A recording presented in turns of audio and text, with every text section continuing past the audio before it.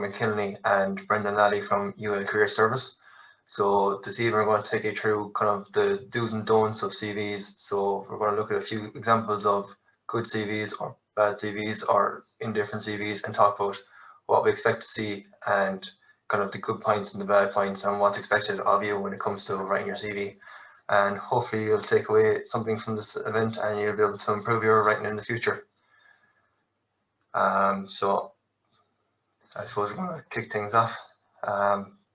Barry or Brendan, do you want to start with introducing yourselves? So maybe Barry first.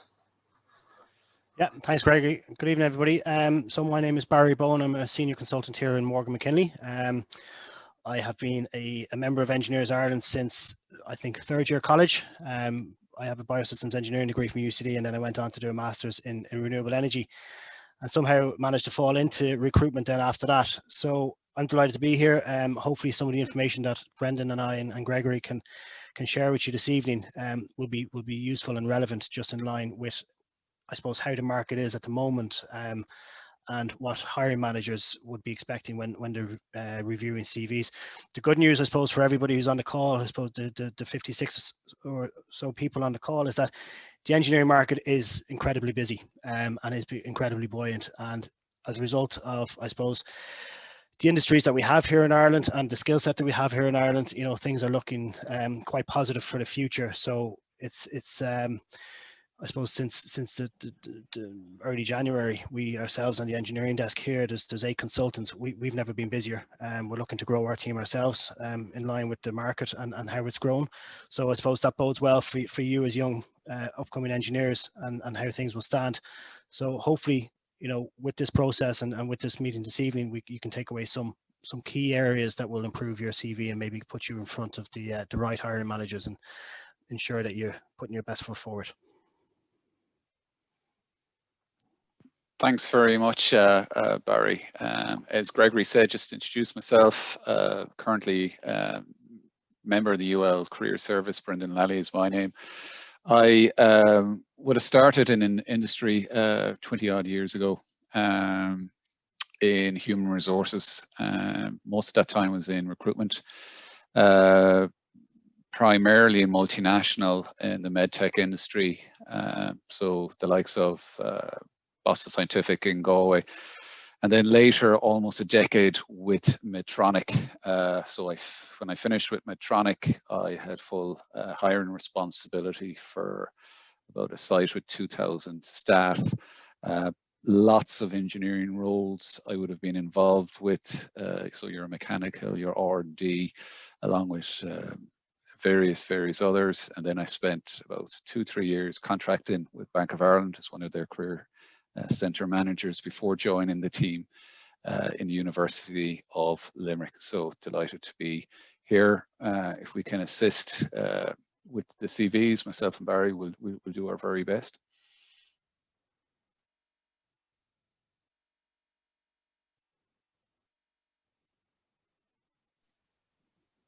I think you're on mute, Gregory. Sorry.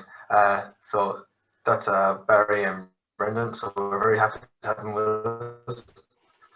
So I'm going to share my screen now at the first example we have for this evening to talk about, and I'm going to let the lads talk about what they expect and what they like and etc. So here we go with John Doe.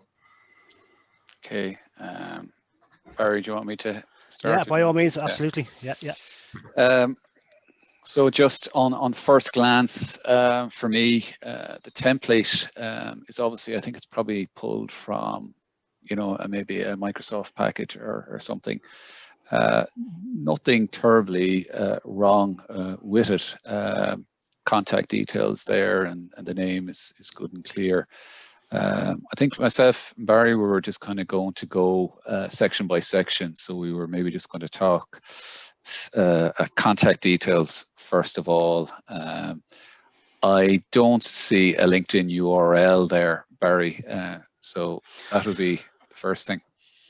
Yeah, absolutely. And I thought what I do see though is a huge amount of information. I think just with GDPR and I suppose the regulations that are in place at the moment, I would be a little bit hesitant just in sharing absolutely everything that all of your details. So For this example now, John Doe, what I would maybe put down is Dromone Village, University of Limerick. All right, it's something small, but you don't want to give away his exact address, just in case it does fall into the wrong hands. The other thing as well is, as you said, yeah, LinkedIn profile. It needs to be there, ideally hyperlinked. All right, and bringing you directly to that page. Brendan made a very good point. It looks like this came from a template, and you'd be amazed the amount of times people will receive their friend's CV and they'll just edit it, but they won't check the hyperlink. So the hyperlink will bring them to a completely different LinkedIn address, or will keep bringing them to a completely different email address, and that can be very frustrating then as well. And very often we will rule out some candidates as well. There's nothing worse than seeing something like a keen attention to detail on a CV, and then seeing a mistake because they clearly don't have it. So it's a little bit maybe harsh in saying that, but that's something that needs to be done. So having that professional presence online, I think the LinkedIn hyperlink is really important first and foremost. Yeah, and just to add what Barry's saying, I mean, we go section by section, but the template here, if I look at the amount of white space either side, I feel it's not using the full width of the page, which would be another recommendation. It's not as bad as others, but be mindful of, I suppose, the templates, you know, in that sense. We might look at another few contact details there, Gregory. Yeah. Some other CVs. Yeah, okay. Fairly standard, Barry, there. You've got the name front and center. You have your apartment again, a little bit more detail than needed. And there was a personal link in your URL. So what I think the mean there is you can edit your URL for LinkedIn. If you don't, it has a series of letters and numbers, which aesthetically doesn't probably look too good at the top of your CV. So you can just Google how to edit your LinkedIn URL. And then you've got the mobile number, presuming that the message minder is switched on and ready for calls from Morgan, McKinley, and others. And that it's appropriate. We all know the Roy Keane story of, I think, ringing Robbie Savage and he got the Budweiser ad on the voicemail, and he said, "Nah, I couldn't be dealing with that."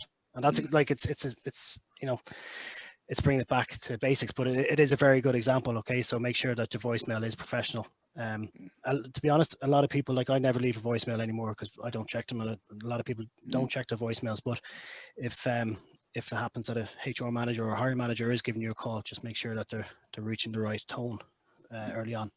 Yeah, and it's not taking up too much space. I do see CVs coming into the UL Career Service where the contact details are literally taking up half of page one, you know, this double line space and etc. It's necessary information, but it's not going to factor in for your decision to be brought for interview. So I wouldn't give it too much space. And that seems to be just got the right measure. I don't know, Gregory, do we have another one there to look at, just contact details? Yeah, I think you were commenting on the contact details in the bottom corner here. Yeah, it was interesting at the start. I think this one was up before we went on air, and I mistakenly said, "Oh, there's no contact details there," and that's just because the eye looks for contact details. I mean, myself and Barry's seen so many CVs, we would normally look at the top, and I'd easily could forget. You know, I could forget that they're down below. What do you think yourself, Barry? Yeah, I think so. You have to go looking for it, which is, and that's probably. That probably is because we're out of habit, all right, as well.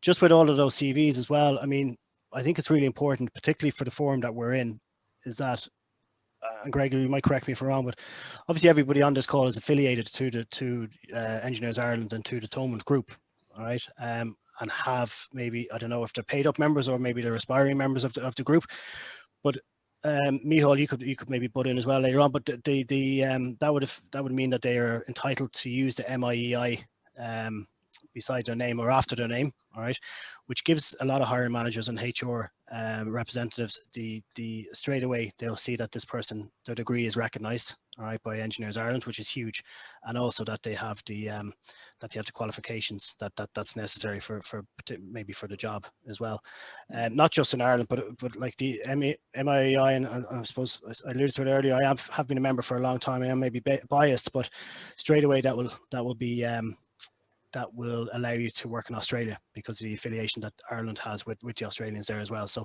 that will open up a huge amount of doors. But I love seeing it on a CV. I love seeing it on a LinkedIn profile as well, because it tells me that the candidate has gone and researched, has, you know, their degree to make sure that it's affiliated and recognised by Engineers Ireland. But not only that, that they're looking to develop their career through continuous professional development by aligning themselves and by joining the institute. Yeah, that's a good point, Barry.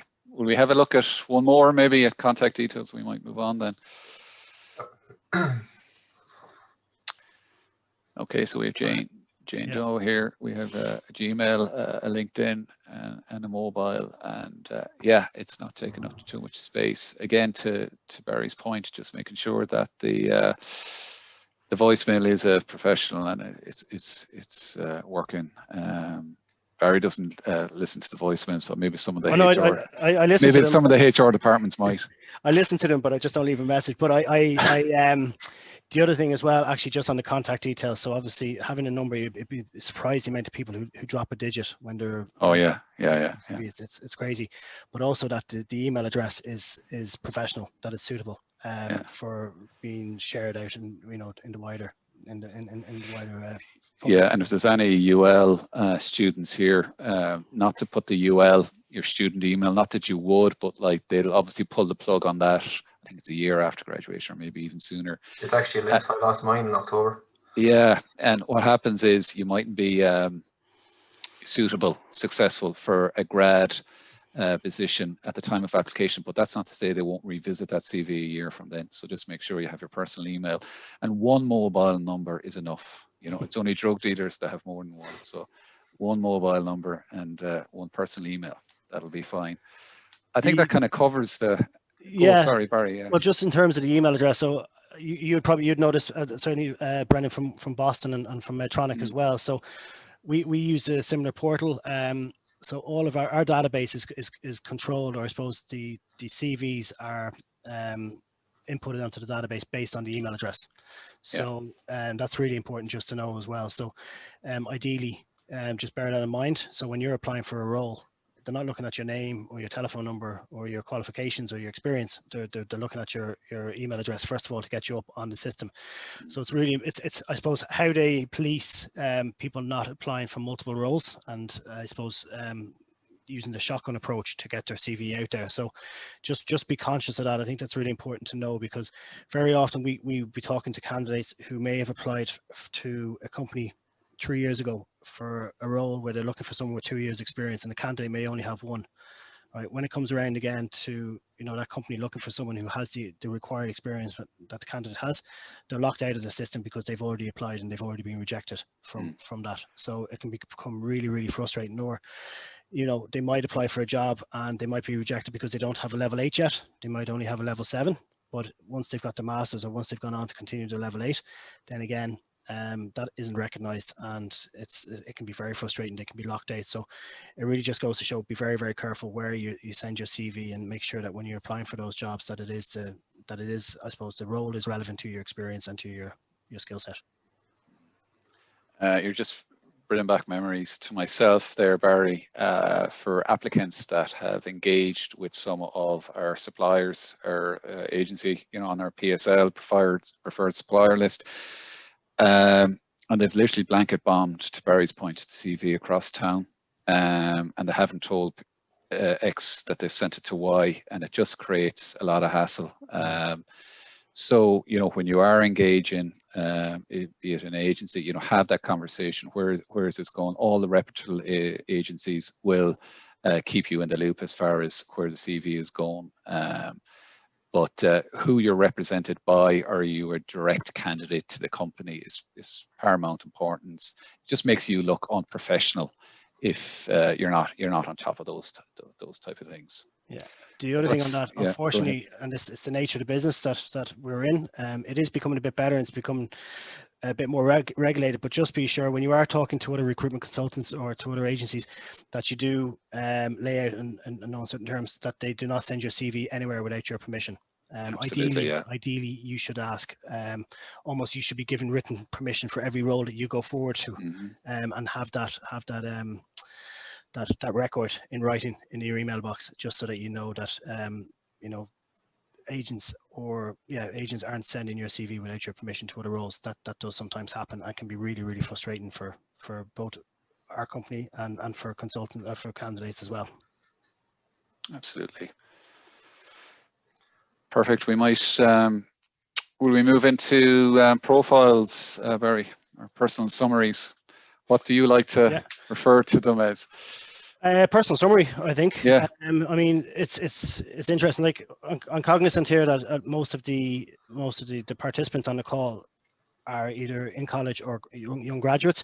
We're not expecting you to set the world on fire. What we are looking for maybe is what you're interested in. If there was a particular module that you may have carried out in third or fourth year that really struck a chord, that really has shown you which direction you want to go in.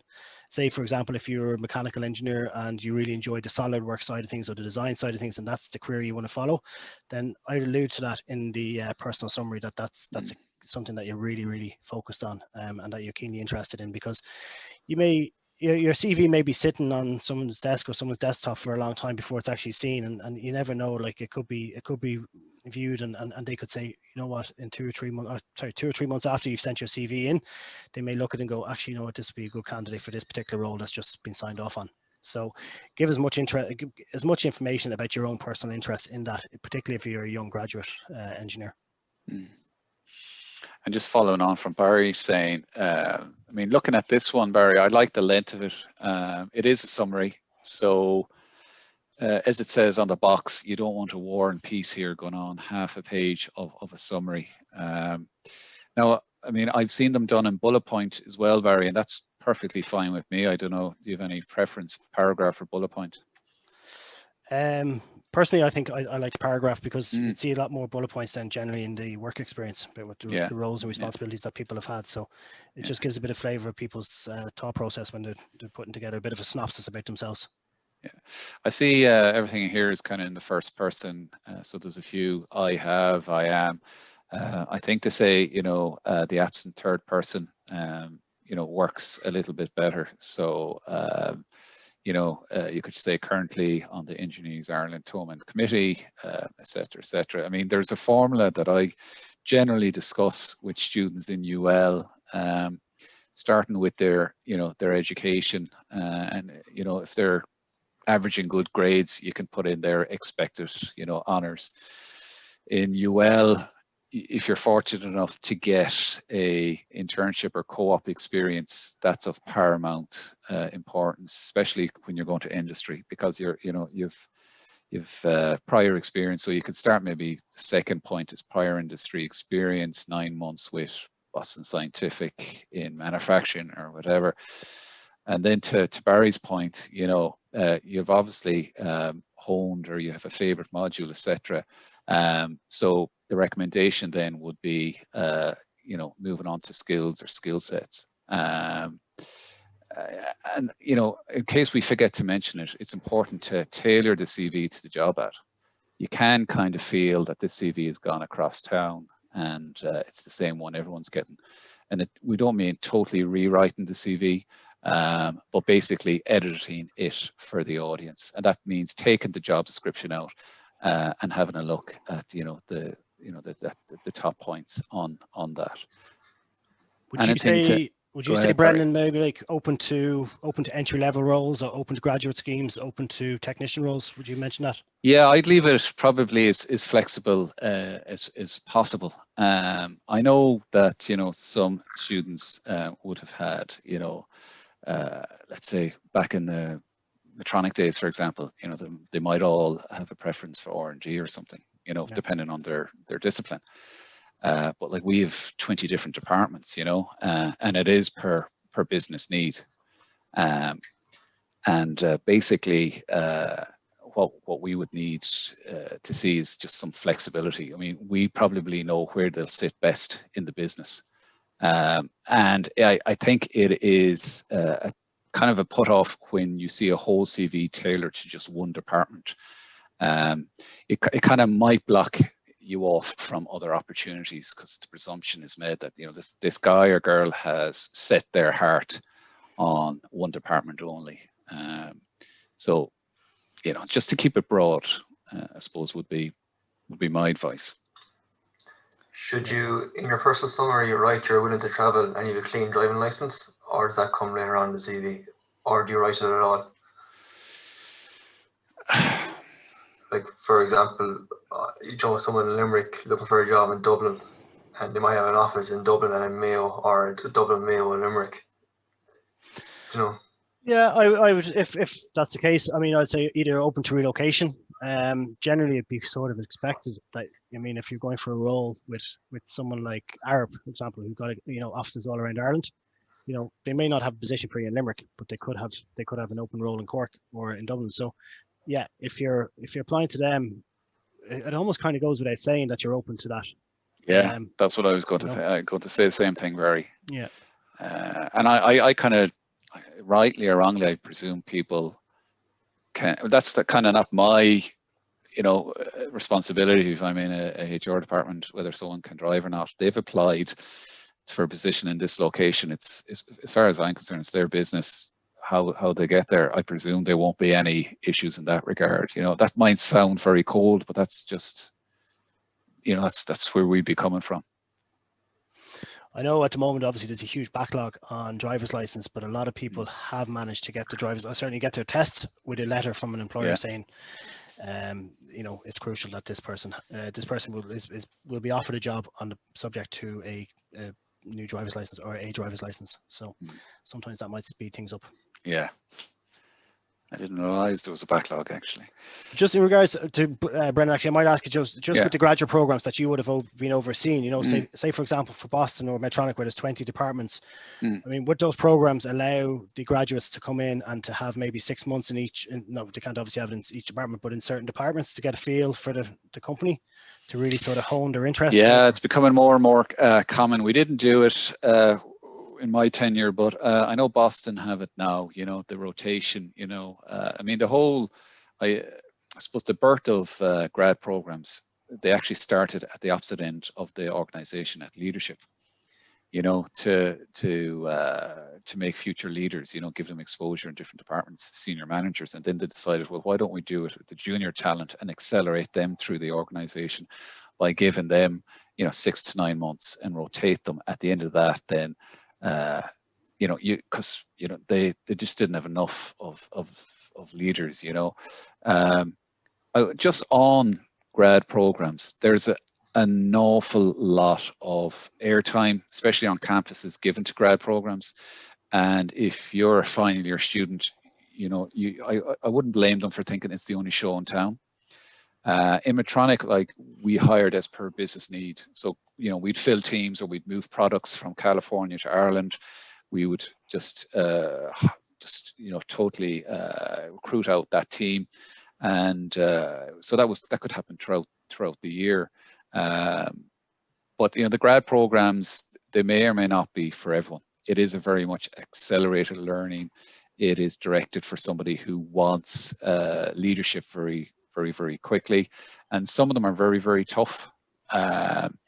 So I suppose, not to forget the small, medium enterprise as well. And, the other options that are in the market. But we're probably digressing a bit now from personal profiles. Do you want to grab another one there, Gregory? Yep. Do I need to zoom in, or is it okay? I think I don't think that's okay. Well, maybe actually Yeah. Just for if anyone's watching on a phone. Yeah, but and that's just a good. It's brought up a point. Just the font size, Barry. I'm not getting any younger, so I wouldn't be going below 10 or 11. And the clearer the font, the better. I mean, I don't know the name of this font, but it's certainly not too bad. Arial or Times New Roman, I'd say it's easy on the eye, and it's probably in around, you're right, probably in around 11 or 12. Interestingly enough, Amazon have I suppose a company-wide regulations about what font they use and what size they use, and that's just to make it easier for everybody. So there's a tip there that if you are applying to Amazon, just find out exactly what the font is that they like. I think it's Arial, because they get used to it, right? Yeah. Someone giving it to me here. Sorry. You're all right. But yeah, that is. I would keep it as either Times New Roman or Arial. I think Calibri even can be a little bit disjointed, but that looks very professional there. Yeah, and I mean, I'd be mindful of kind of writing claims about your personal attributes.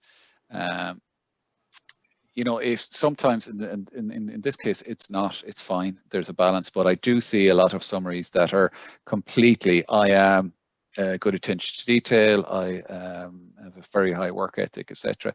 I think just balance that out. Obviously, talking about your work ethic and attributes is can add value, but if the entire summary is that, I think personally, you know, my interest wanes somewhat, you know. Now I don't know which CV, and something's come into my mind. It was one of the CVs I looked at earlier, and there was stuff in there, Barry, that should have been up in the profile. I think it was the first CV we looked at. Jane. Yeah, the template CV. Yeah. So see the personal profile there. It's short and sweet. There's, you know, there could be a lot more. If you go down to achievements down on page 2 there, Gregory, you see there, that just paints a different picture from a recruiter's point of view.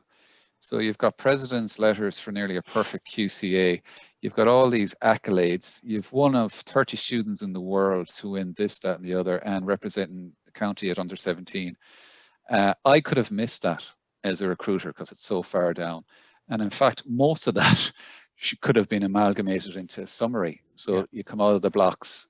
That just shows a high achiever. That's probably translatable into an engineering department. Would you agree, Barry? Yeah, I'll be honest with you. I did miss it. It is very impressive. You know, particularly the first 3 points. So they sum up what this person's aptitude is like, and you know where their interest lies. So, and the success that they've had. And that's really, really important. So I would definitely have that up there. In the, there's a lot of that stuff that I'd be moving up. You know. Yeah. So we can go back up and just see what they did put in the profile again. There wasn't too much in it.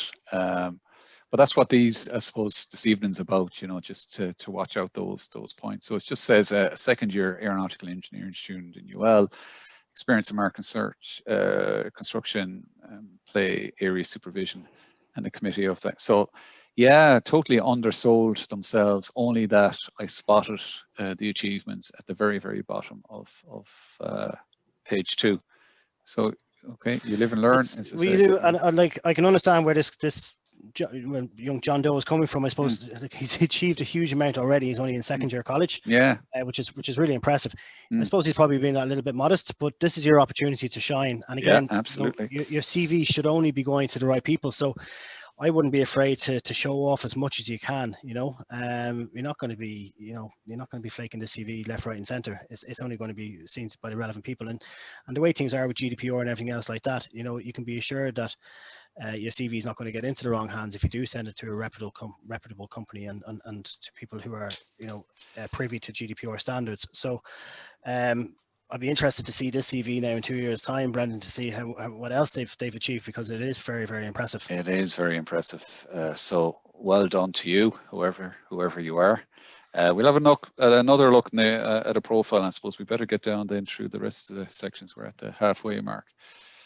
Maybe another CV there. No, after that, try to click along at the top. That's okay. It's all right. Take your time. How's that now? Yeah, perfect.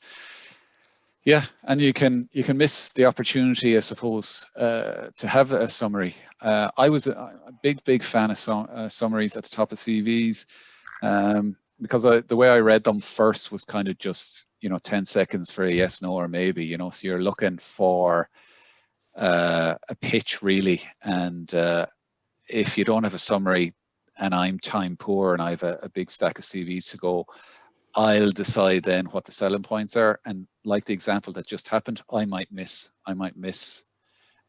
So a summary, while it's hard to do if it's done well, it definitely opens the interview door a lot quicker than having no summary on the CV, which The is CV is actually 3 pages, so maybe it's down further. yeah. Well, if you wanna have a look at it there, yeah.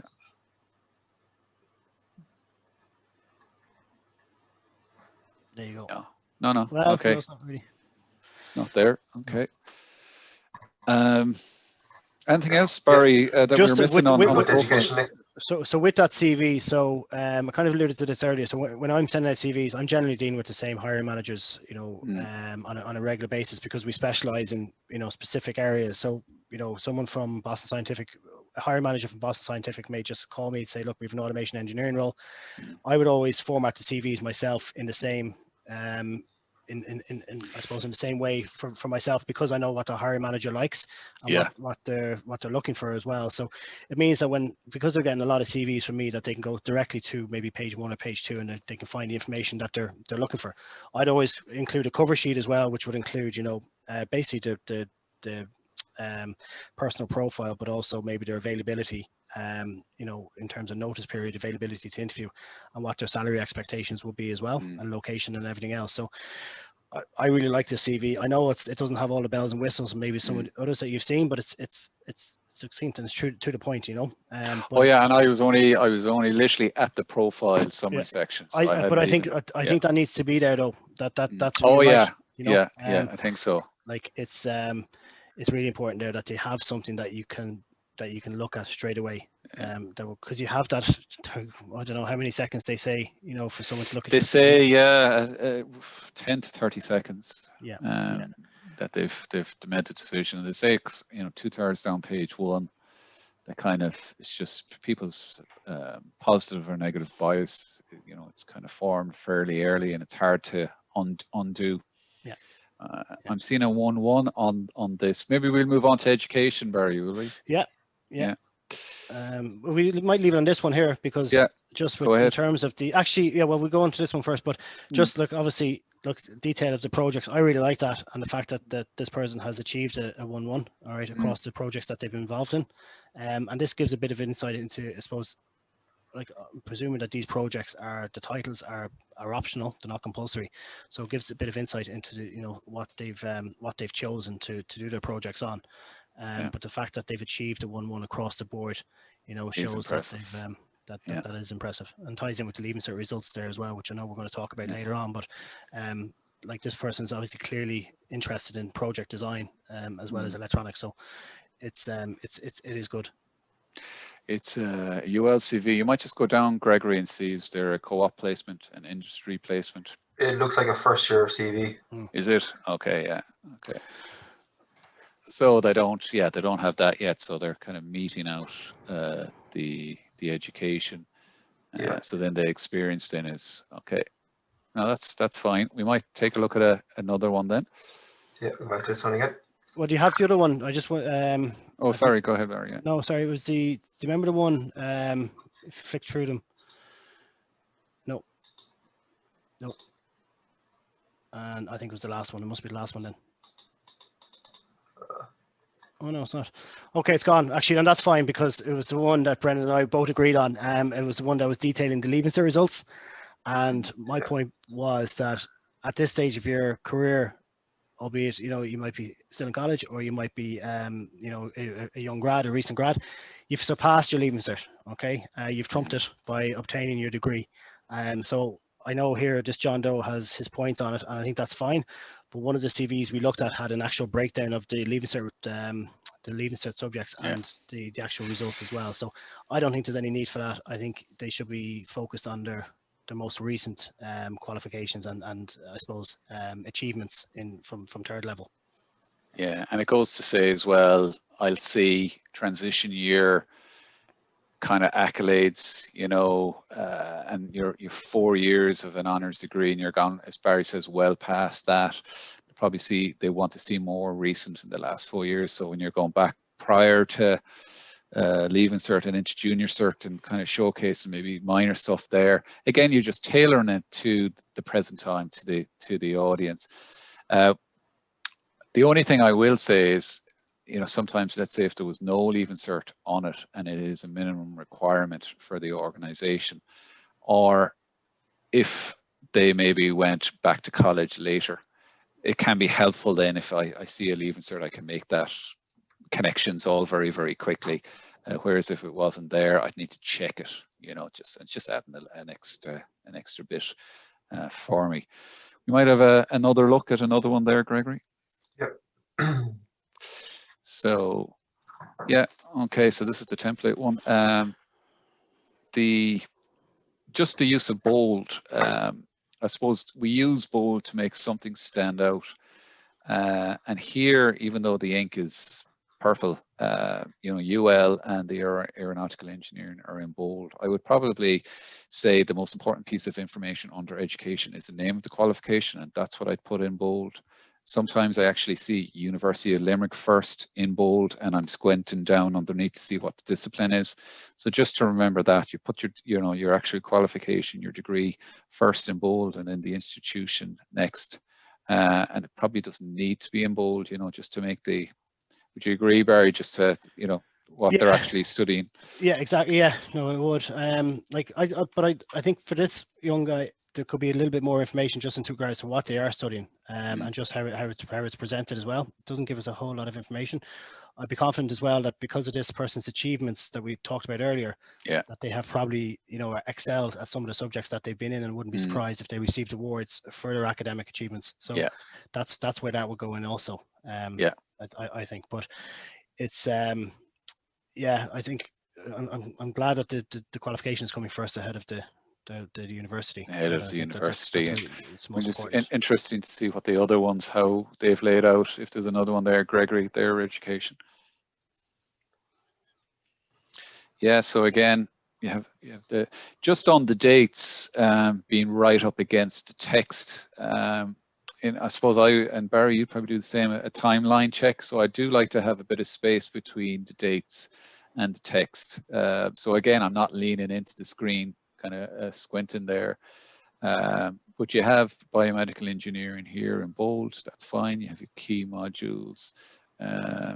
Whether or not all the years are needed, I suppose, you know, back in the day when I was looking at Mech Eng or Biomed CVs day in, day out, I had a fair old knowledge of, you know, the modules. So another way, I suppose, if it was a qualification or a university that they weren't familiar with, you could stick in the URL from the university website with the hyperlink that, you know, Barry mentioned hyperlinks earlier, and then anyone can go in and have a dip in and see the you know, the ins and outs of the modules. Again, if the actual graduate position is, let's say it's a Lean Six Sigma or position, and you've got a very high mark in that module, you could say, okay, this is the overall, my module is included, and then you're spotlighting actual modules that are very important in relation to the job ad you're applying for. I think that's done in this CV here. Is it? Yeah. Oh, yeah. Yeah. Okay. With that, I suppose, so I think most engineering graduates will come out with some form of, either it be a green belt or a yellow belt in Six Sigma.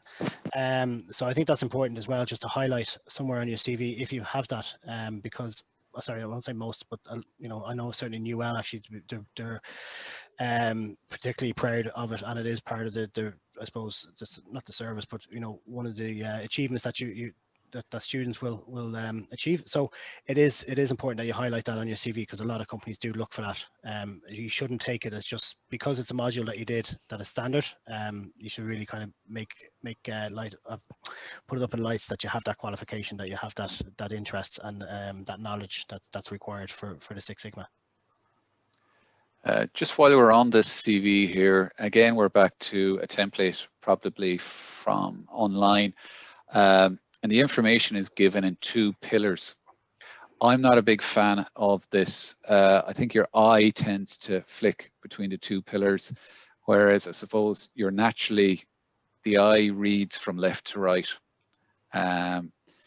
And it's probably all fits on one page. So I think in the US market, a lot of the free resume templates online are from American providers like Microsoft, etc., and they're designed for the US market. Whereas if you're allowed to have 2 pages, which is the standard in the Irish market, use it, you know. So I wouldn't try to fit everything onto the one page. I don't know, do you have any thoughts on it, Barry?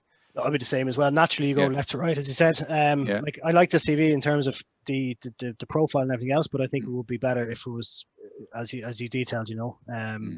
Use the full page. The full page. Yeah. There's a lot of empty space there. Okay, we might have another look at another one there, Gregory. I think that's the 5 out of 1 to be looked at. Yeah, okay.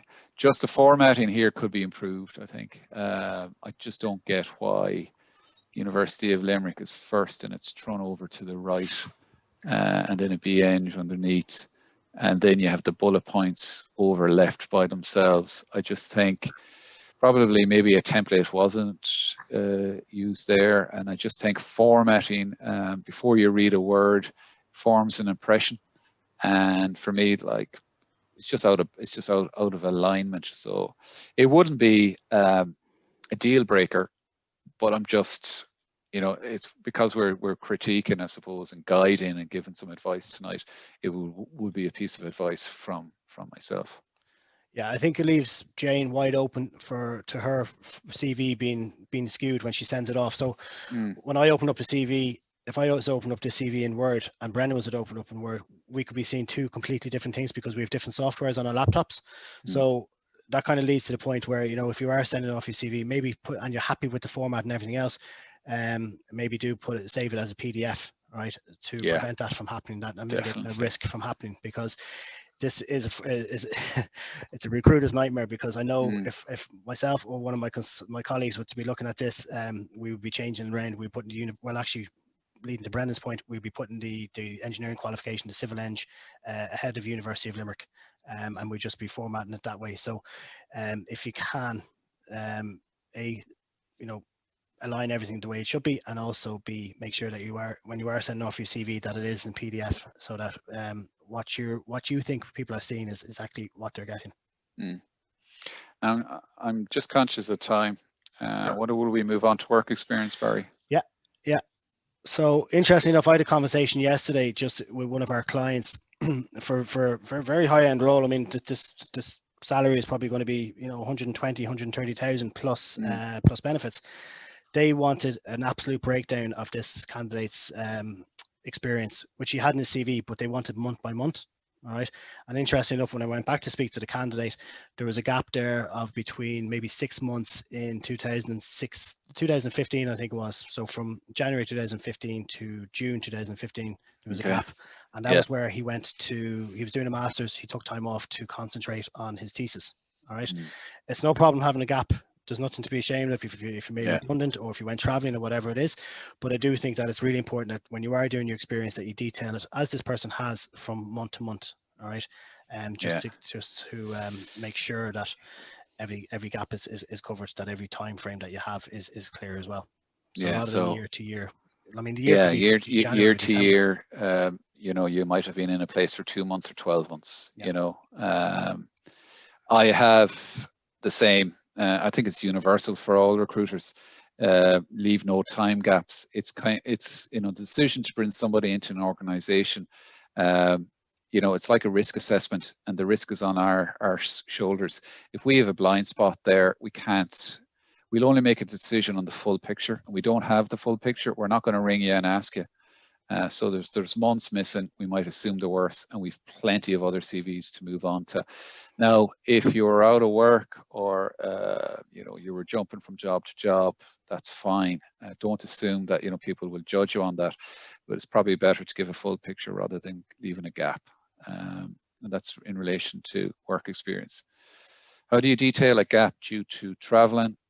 Exactly as such, you just took the opportunity for traveling. Now, if you were doing part-time jobs, bar work for a few weeks, working on a farm, working in a shop, you can just say, look at a range of part-time positions over the 18 months or 12 months, which included X, Y, and Z. I won't really read into what was the name of the bar, what's this, what's that, depending on how recent it was, but if it's going back some time.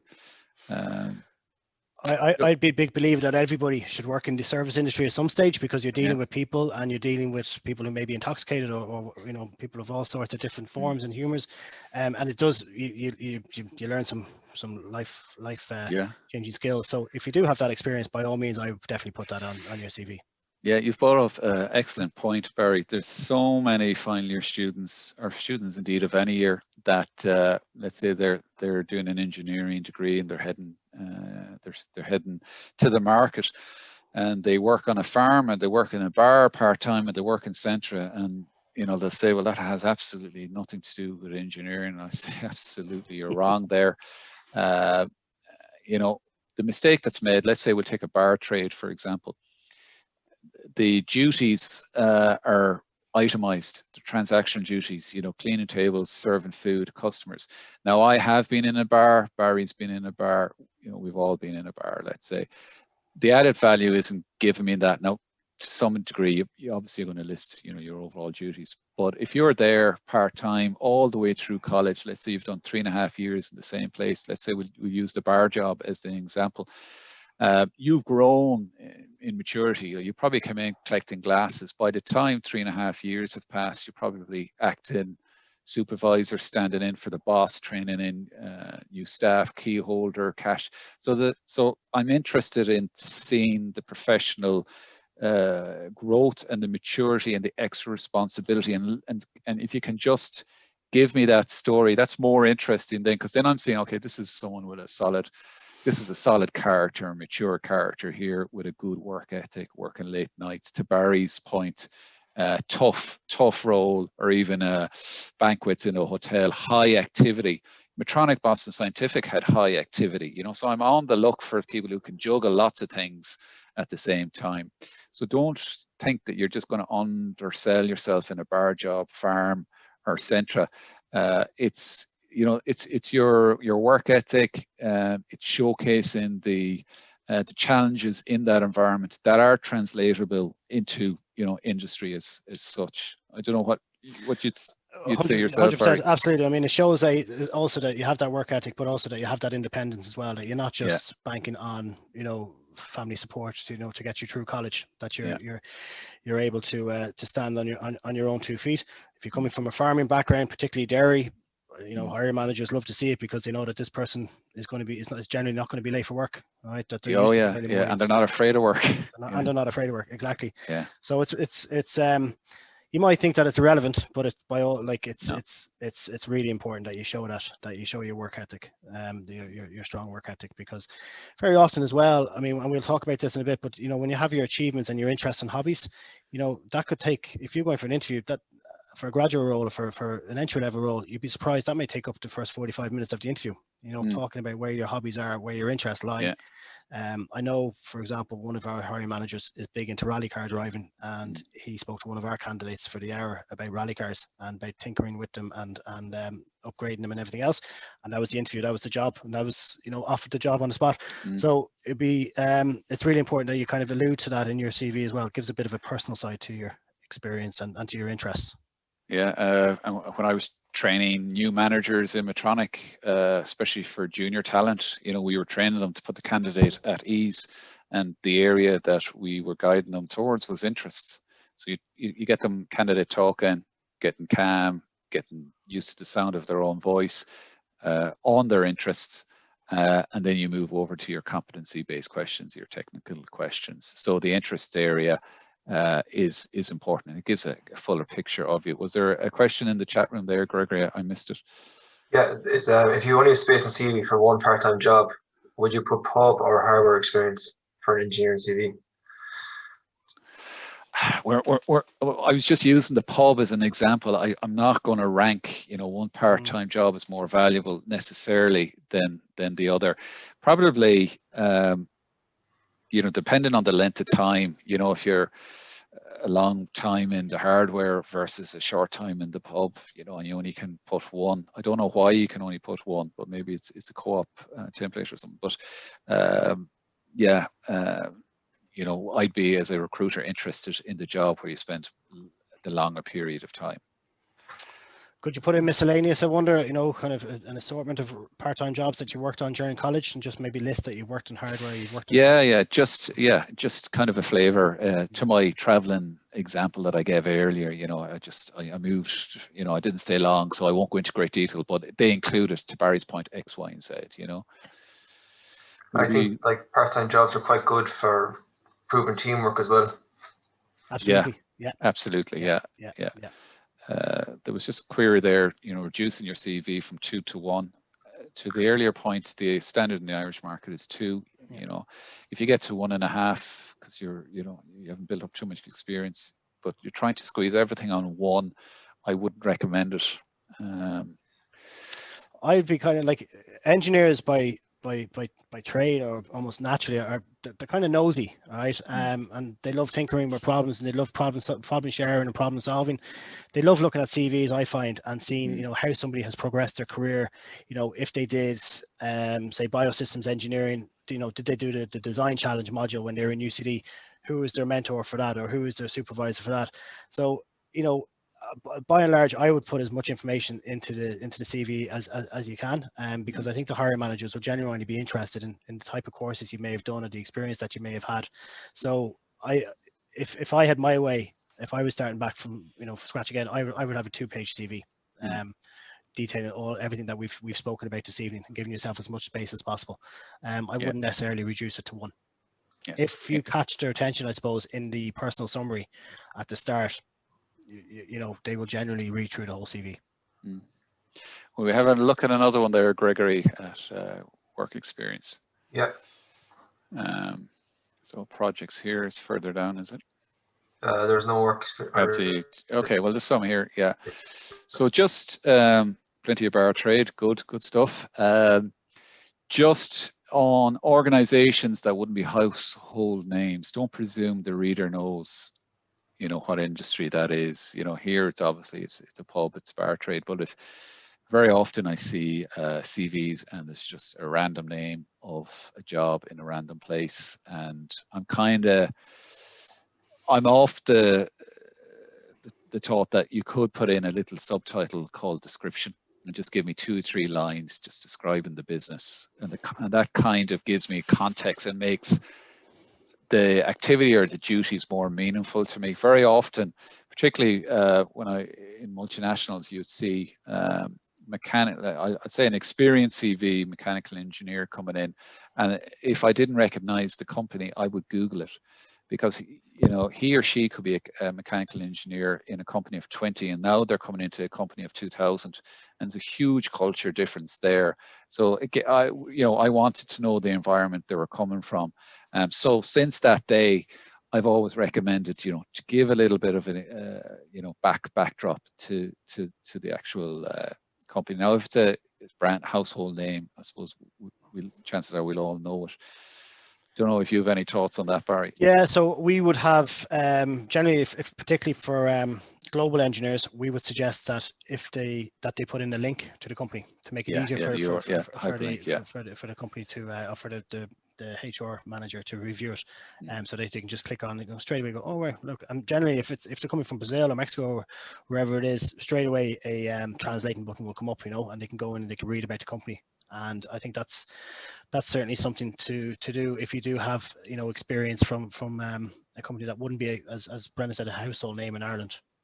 And just on formatting, normally I suppose the most important piece of information, and this is even more important as you gain experience out in the market, it's the job title. You know, so when I go down to work experience, it's, you know, if I was going to put anything in bold, it'd probably be the job title, you know. So I see an associate engineer, junior engineer, senior engineer.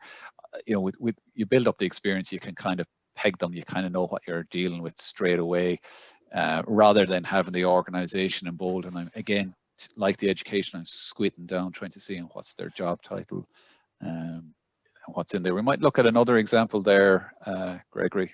Yeah. I can answer this question because it's not exactly the same, but in fact I'm French. There's a question there from Julian. Gregory, I can't see the full query. Yeah, just give me a second. Oh, it's quite long. Okay, so I don't know if I can answer this question because I'm not exactly on the CV.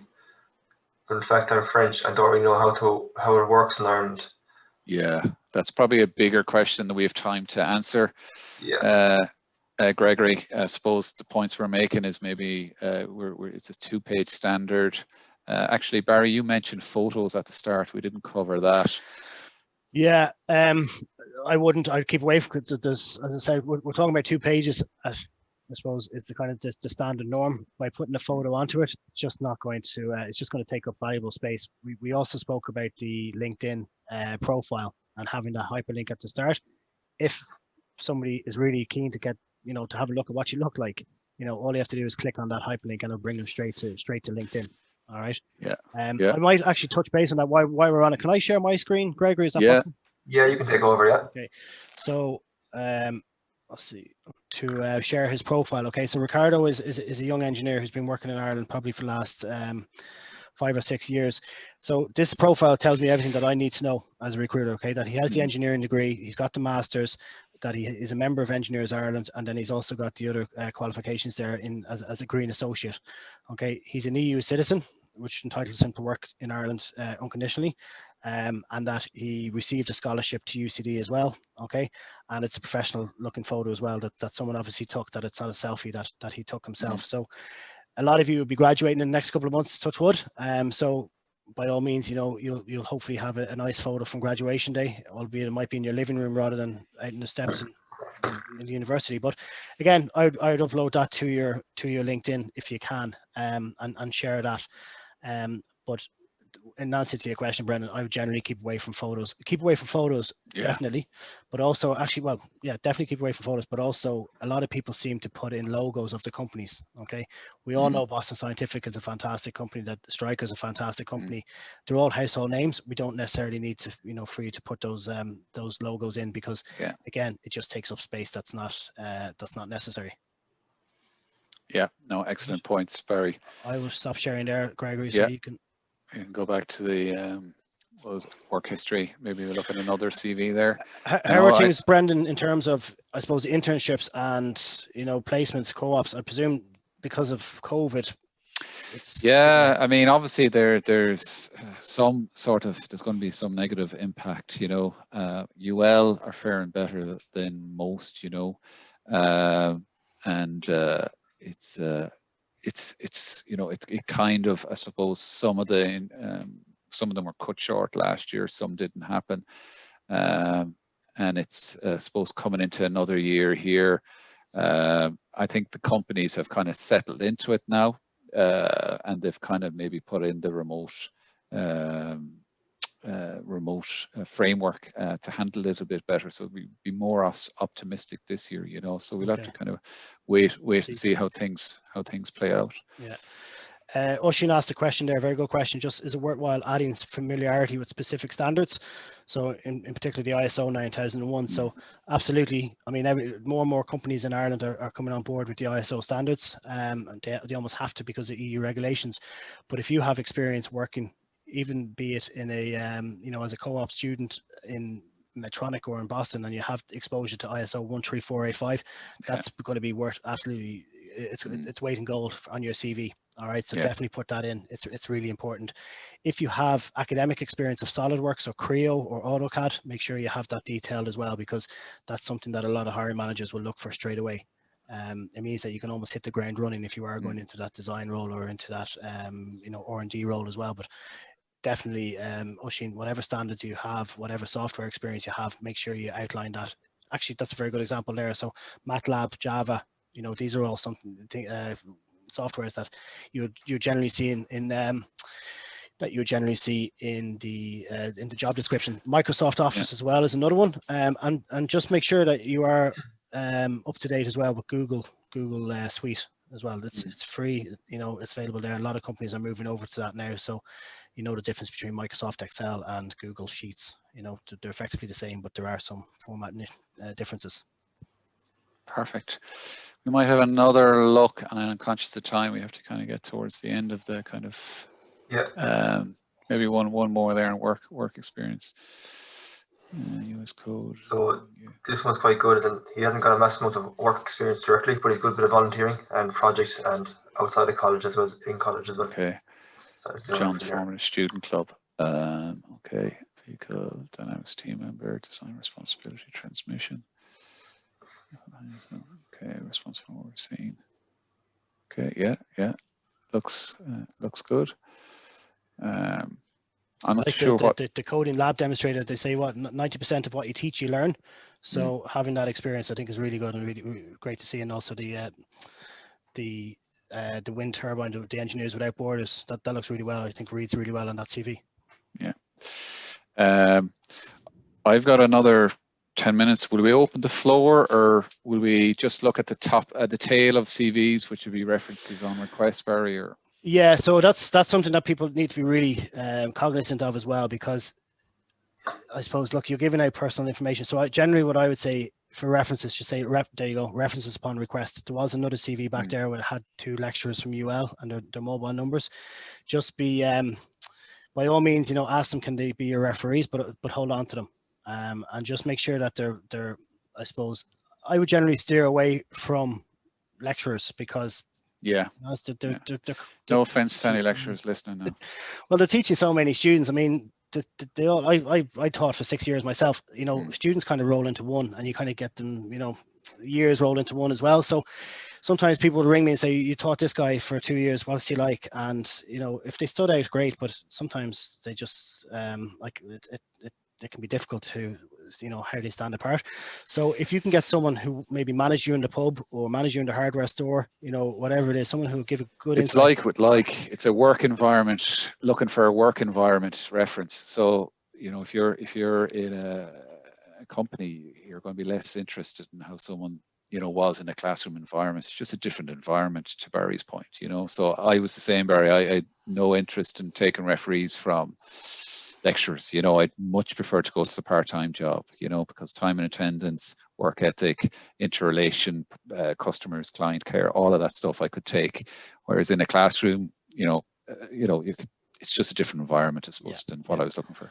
None of my lecturers knew that I was late into lectures. They knew nothing about my timekeeping. So yeah, it's important that you have that. But the other thing as well, I suppose, just on that, is if you are putting someone down as a referee when you do get a job or you do come to offer, just make sure that you notified them in advance that someone is ringing. Yeah. Like we'd always say that to our candidates. The last thing you want to do is catch someone on the hop. People are busy enough as it is, all right, and not giving them the I suppose the warning heads up in advance. It's just going to sometimes it could lead to a negative enough reference. So, and that's another point. It's an excellent point, Barry. So very often when we couldn't separate 2 excellent candidates after the interview process, they were neck and neck. We would say, look, let's see what the references bring. Now, if one of them went with Barry's advice there and gave a heads up, contacted his referee, says, I'm down to the last 1 or 2 in this company. They're going to be ringing you now for reference Wednesday to Friday. I'll send over my CV. I'll send over the job spec that I was interviewing for. This is how the interview went. They're very interested in particular in what we did here. So nearly coaching them. So if you could say that, that would be great. So that referee is now lined up to give a robust reference. To the other guy or girl who didn't do that, their referee could be going into a meeting and they're caught on the hop, and all they might say is, yeah, Brendan, yeah, he was good guy, I'm just heading into a meeting. So it is very, very important, as what Barry says, to tee up your referees, especially when you're moving into that stage of a recruitment process. Just moving away from referees, interests there, as I said, part of the line manager training I gave to new, I suppose, engineering managers and teaching them how to interview, etc., would be particularly for junior talent, to not go straight into your technical or competency questions, but to have a chat at the start. And to Barry's point earlier, they're all very interested in your interests. How you got into engineering. Is it the car motor, motor rallying out the back? My dad or uncle was into it. Why engineering? And so if you are listing the interests, don't just have cinema, socializing, football, meet it out a bit so that they have something to talk about and expand it out there. Will we do a few questions? The questions are probably more than we have time to answer, but what you want, Barry? Will we see if we yeah, do one we or can two? do, yeah. So there's one there, just Joe O'Malley, so currently studying biomedical engineering and have applied for work placement at numerous companies. Struggle to get to the interview phase. Please, feels like most companies are specifically looking for mechanical engineers. How do I stand out? So again, I think this is this one, what will get you your foot in the door is connections. So maybe some of your lecturers might have a contact that you can go to directly, rather than HR. And yeah, well, for work experience, the policy in Boston, Medtronic, etc., would have been we would only deal with the work placement office in the college. Sorry there. Yeah, and as a result, you know, if you're on your own coming in to the likes of ourselves, we would divert you back to the college. You know, now I know you always have a choice to go seek your own placement or to use the internal office in the university, but that's where, you know, we would have been coming from. And I think in UCC it might be the same. In UCC, yeah. if you get offered, you have to take it. There's no two ways about it. Yeah, and that's the. I mean, the whole structure breaks down on their side if they didn't have that, you know. So you need to understand why. Yeah. Make sure you're going for the job that you think is going to be interesting. Adam says, how should a mature student approach laying out a CV? I suppose that's the CVs that we're looking at here. They're not a million miles away from mature CVs, you know, that Brendan and I are looking at on a daily basis. So I'd follow the same principles.